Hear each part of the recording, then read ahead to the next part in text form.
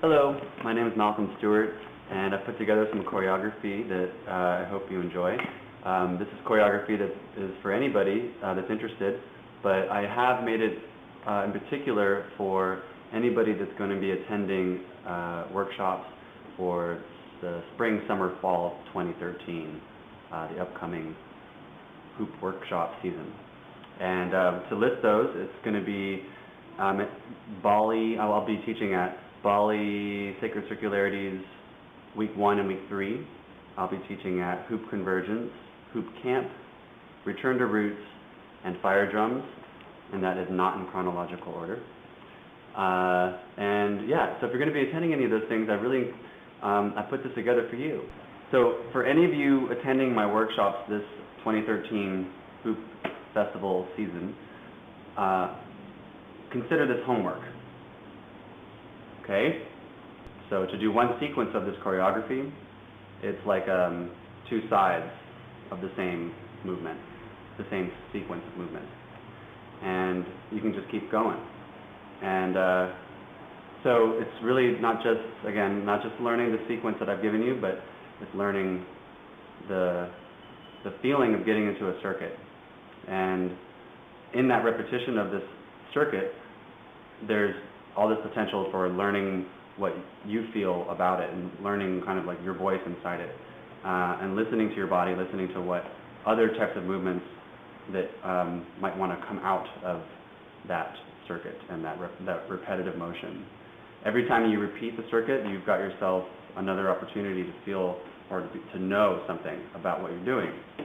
So that's the value of repetition, is you just keep knowing it on a much more intimate level, to the point where you see how it can be altered, or maybe you just learn it really well, learn it really clean.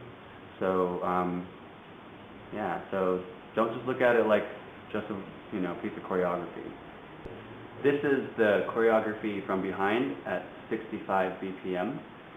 4, 5, 6, 7, 8, 1, 2, 3, 4, 5, 6, 7, 8, 1, 2, 3, 4, 5, 6, 7, 8, 1, 2, 3, 4, 5, 6, 7, 8, 1, 2, 3, 4, 5, 6, 7, 8, 1, 2, 3, 4, 5, 6, 7, 8, 1, 2, 3, 4, 5, 6, 7, 8, 1, 2, 3, 4. Here's the choreography from the front.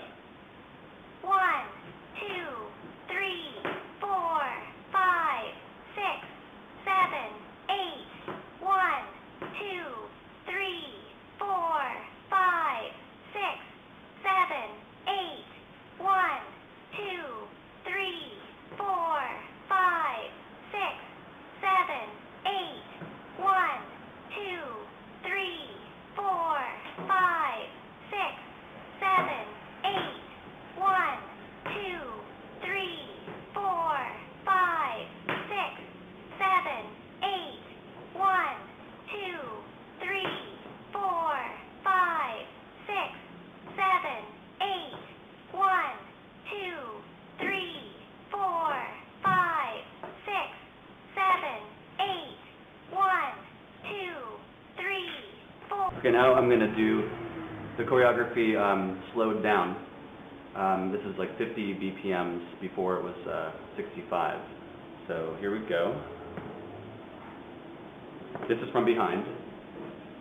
1, 2, 3, 4, 5, 6, 7, 8, 1, 2, 3, 4, 5, 6, 7, 8, 1, 2, 3, 4, 5, 6, 7, 8, 1, 2, 3,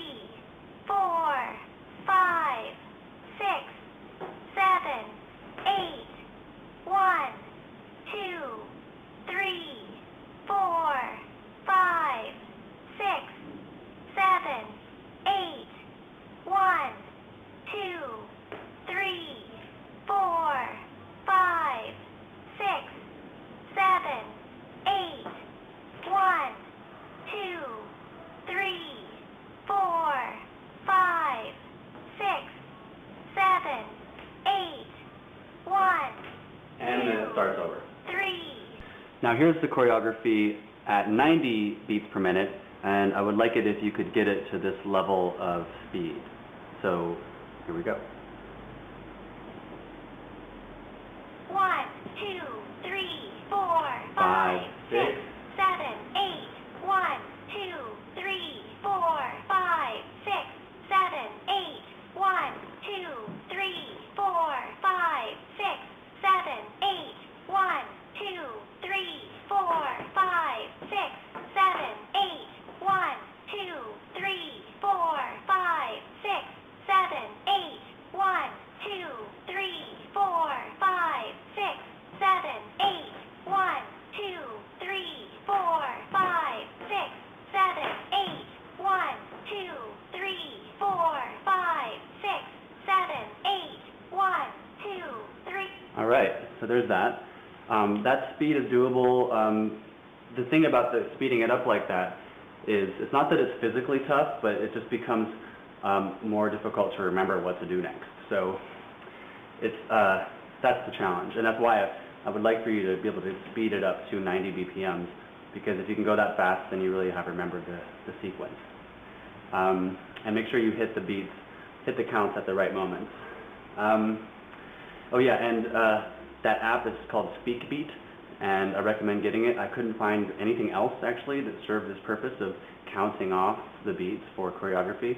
So check it out. Go to the App Store and look for SpeakBeat. Speak, S-P-E-A-K, Beat, B-E-A-T. And use it. Use it for this too. You can use it for other things as well. It's useful. All right. So here we're going to run through the choreography, not in real time, but more just explaining as we go and explaining its different parts. So we started out with just with the palms up, and by the way, I'm facing you. This is looking at it from the front, and we're going to just take it into our right hand. We're going to start with the right side of the mirror, and we're going to swing it out like so. And that swing is with a loose grip, and the fingers are loose. Everything's really open, the palm is open, and you're just hooking it on the end and letting the hoop just reach a natural point of finishing its movement against your arm, against your forearm, your bicep, or your tricep, or maybe even your back. You're getting a nice swing with it that way. See how loose that is? So we're going to start with that, and it's going to go 1, 2, 3, 4, and then on 5, we're going to swing it up and change the grip. That we're going to open up our palm and let the hoop wrap a little further to the point where we're in this shape and the hoop is nestling into the elbow. So to get to there, I just let it roll. So I'm letting it roll, and then I'm letting it continue past my thumb. So actually, to be more specific, during this moment of the swing of the back and forth, those first 4 counts, my thumb is staying pinched. My hand and my thumb is in the way. It's allowing for that. It's actually providing that resistance that it needs to get the bounce, right?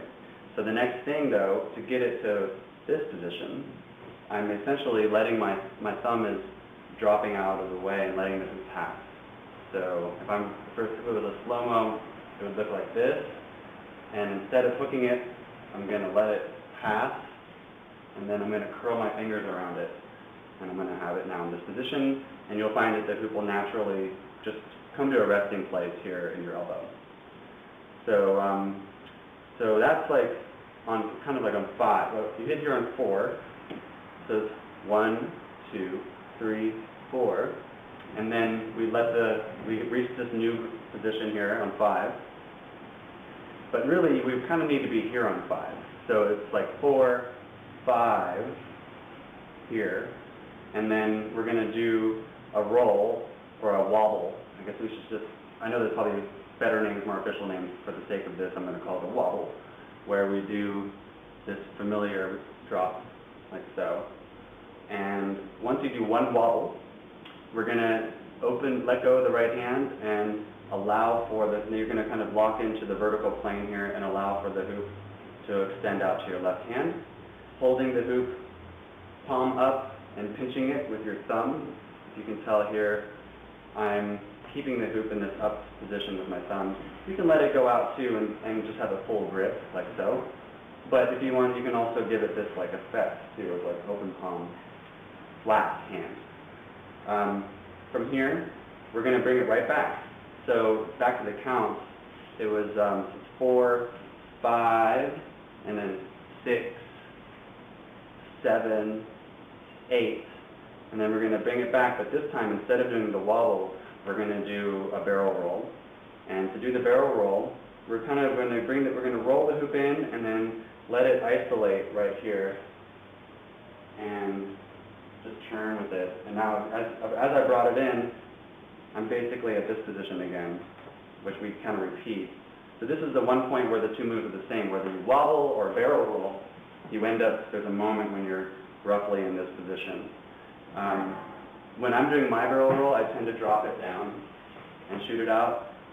Whatever, you can vary your barrel roll. For the sake of learning this particular moment, I just need you to bring the hoop in, do a barrel roll, and then pop it back out to the right side. And again, I think, let's just stick with this hand grip here. It's a little fancier to try to be doing this like open palm thing. So yeah, just grab it like so, palm up. And now we're going to go back to a wobble. So we do the wobble again, and this is our second wobble. And that's a way to know that once you've shot it back out to the left side, also for the second time, that's your cue to do the pivot. So it's come out to the left side, and back to the counts, where, shoot, I'm going to start real from the stop. So from 1, 2, 3, 4, 5, 6, 7, 8, 1, 2, 3, 4, 5, 6, 7, 8. So now we're caught up. And then the next move, you're going to have to pivot and get yourself into this position. And it's an isolation move. It's an isolation move in the sense that you're moving your body to the hoop. And the effort here is to keep the hoop as much in this original position as possible. It happens fast because once you hit 8, you really want to start moving because you're going to have to, we want you to be here by 1. So it's 8, and then pivoting on my left foot, I'm going to swing around and grab the hoop at the top up there and do my best to keep it still. So 8 and 1. From here, we're going to just do another isolation, which is kind of hitting the point of a clock. So we're just hitting like the quarter hours, and then we drop it down. So again, it's 8, 1, 2, 3, 4. Okay? And then from here, we're going to go through the hoop. And so I tend to just be, I'm going to turn to the outside, or to my right here, and I'm going to drop down on 5, 6, coming up on 7, and then finishing on 8 here. And now I'm in kind of like, I'm in the starting position, but instead of starting with the right hand, I'm going to start again with my left. So this is how the choreography mirrors itself. So now we're doing the same thing, but now I'm starting to my left, so it's sort of an opposite mirror land. So to the left, it's 1, 2, 3, 4, 5, 6, 7, 8, barrel roll 2, 3, 4, wobble again 6, 7, 8, 1, 2, 3, 4, 6, 7, 8, and 1. Now at this point, you've officially done the circuit, and you're now about to repeat it again to the right. So that's the whole thing. My hope is that we can all get in sync a little bit here and have something where, and this is also, when I do my workshop with you, this is a great example of exploring within repetition. So I'm going to be working a lot in my workshops about repetition and about the value of repeating movements and the opportunity of innovation that exists inside of repeating an idea. If you know, I find that you have discovered sort of like all these tangential movements that become their own thing, and the choreography can actually kind of expand from within by finding places where you could add something else, and you want to add something else, please do. All I ask is that you learn the sequence, and then you have that as like a kind of a base point. And that also, by learning the sequence, if you do happen to be in one of my workshops in the next 8 months of the different festivals I've mentioned, then we'll get to share. So, and I would really love for that to happen. And not just share what, you know, how well you learned what I've shown you, but also share what you've come up with yourself as sort of a, you know, addition to what I've shown you here. So I hope that's enough information. I'm going to keep talking probably. This video is going to become way too long, but I don't really know how to make it short. So bear with me, and we're going to make this work. Thanks.